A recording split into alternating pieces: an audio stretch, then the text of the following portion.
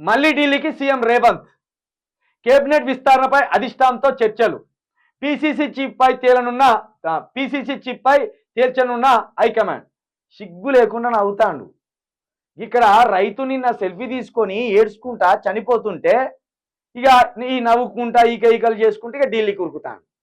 రేవంత్ రెడ్డి గారు, మీకు కొడంగల్ ప్రజలు ఓట్లేస్తే హైకమాండ్ మీరు ముఖ్యమంత్రిగా కూర్చోబెట్టచ్చు, కానీ మీరు ఇక్కడ కనుక ప్రజలతో చీగొట్టించుకుంటే నీ సోనియా గాంధీ కాపాడలేదు నిన్ను, నీ రాహుల్ గాంధీ కూడా కాపాడలేడు.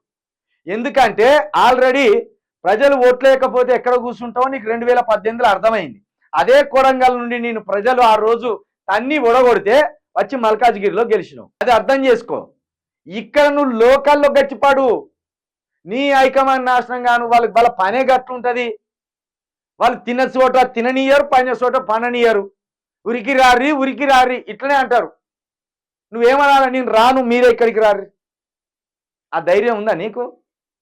సోనియా గాంధీని రాహుల్ గాంధీని ఇక్కడికి వచ్చి మంత్రి పదవులు ఎవరికి ఇస్తారో చెప్పురి, లేదా ఒక లెటర్ పేరు పంపుతా, లేకపోతే కొంతమంది పేరు పంపుతా, వీళ్ళలో మీకు ఇష్టం ఉన్నారో నిన్ను కోరి పంపుర్రి అనే ధైర్యం ఉందా? ఉరకాలే నువ్వు బంట్రవుతూ నువ్వు బర్రెలు కాసుకున్నటోని కన్నా కనీసం సమయం 6 కాగానే నేను వెళ్ళిపోతా, బర్రెలను కొట్టుకొని ఇంటికి పోవాలనే అధికారం ఉంటుంది కావచ్చు, కానీ నువ్వు అంతకంటే అద్మానం, షప్రాష్ కంటే అద్మానం. షప్రాష్ అయినా 6 అయింది నేను వెళ్ళిపోవాలంటే ఆ టైం అయింది వెళ్ళిపోతాను. నీకు అట్లా కూడా లేదు.